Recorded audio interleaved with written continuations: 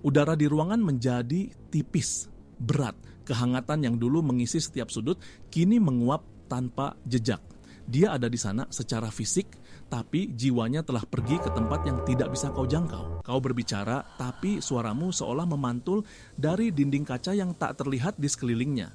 Matanya menatap menembusmu, kosong.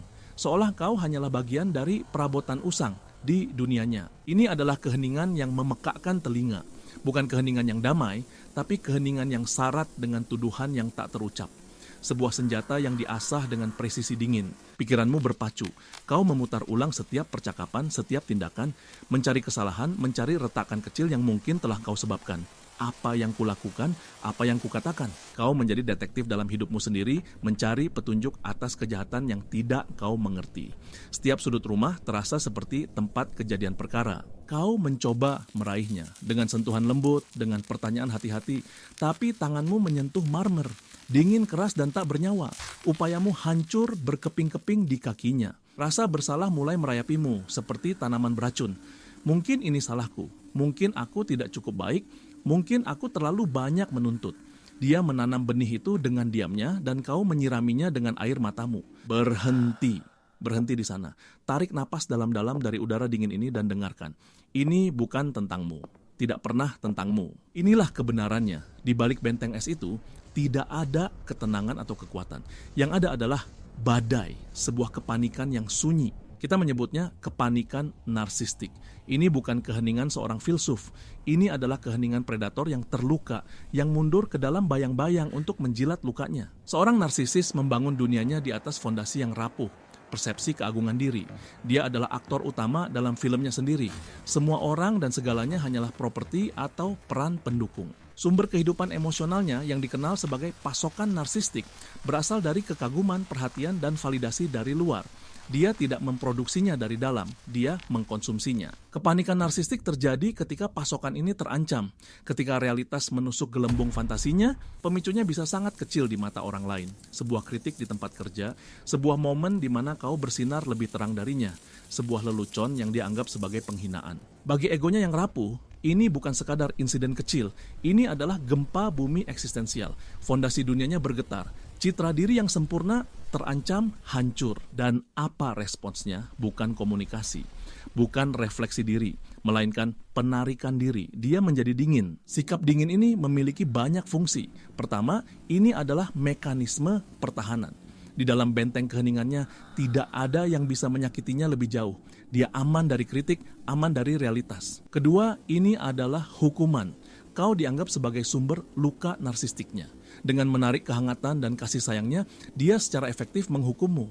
Dia membuatmu merasakan kekosongan yang dia rasakan. Ketiga, dan yang paling penting, ini adalah cara untuk merebut kembali kendali. Kepanikannya berasal dari hilangnya kendali. Dengan menjadi dingin, dia membalikkan dinamika kekuasaan.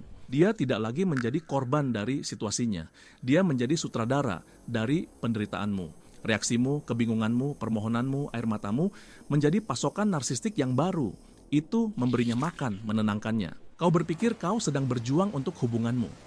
Dia, di sisi lain, sedang berjuang untuk kewarasannya dengan menjadikan emosimu sebagai rakit penyelamat. Mari kita lihat sebuah contoh. Sebut saja mereka Anna dan Leo.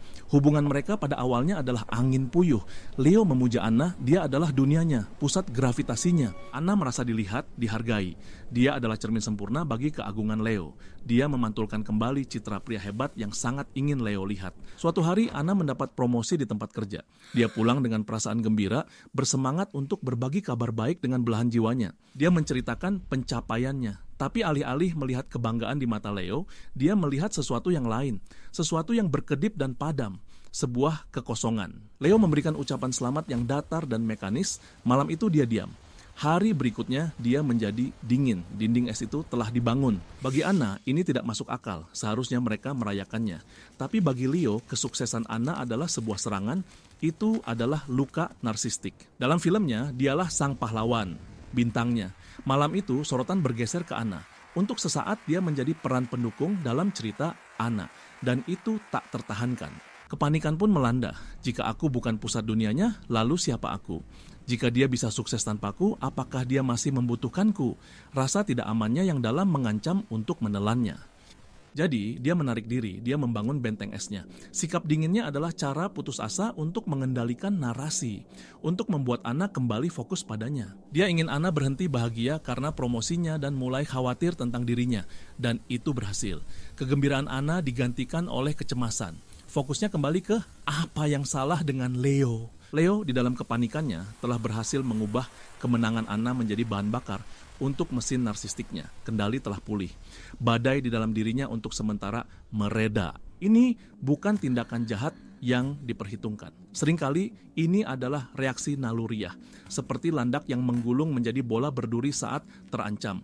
Itu tidak membencimu, ya hanya ketakutan. Di balik topeng dingin dan superioritas itu, ada rasa malu yang mendalam.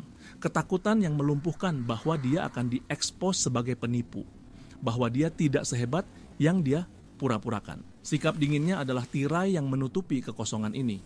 Selama dia diam dan menyendiri, dia bisa mempertahankan ilusi kedalaman dan misteri. Jika dia berbicara, dia berisiko mengungkapkan betapa sedikitnya yang ada di dalamnya. Jadi, apa yang harus kau lakukan saat menghadapi dinding es ini? Pertama, pahami bahwa kau tidak dapat menghancurkannya dengan kehangatanmu. Mencoba lebih keras hanya akan menghabiskan energimu. Apimu menjadi bahan bakar baginya. Kepedulianmu menjadi validasi. Keputusasaanmu menjadi bukti kekuasaannya. Kau bermain dalam permainannya dengan aturan yang tidak akan pernah membiarkanmu menang. Langkah kedua adalah melepaskan tanggung jawab. Kau tidak menyebabkan kepanikannya dan kau tidak bisa menyembuhkannya. Ini adalah perangnya sendiri yang terjadi jauh di dalam labirin pikirannya. Berhentilah menjadi detektif, berhentilah mencari kesalahan dalam dirimu. Alihkan fokus dari apa yang telah kulakukan menjadi apa yang perilaku ini katakan tentang dirinya. Langkah ketiga dan yang paling sulit adalah menciptakan jarak emosional. Cerminkan perilakunya bukan untuk membalas, tapi untuk melindungi dirimu.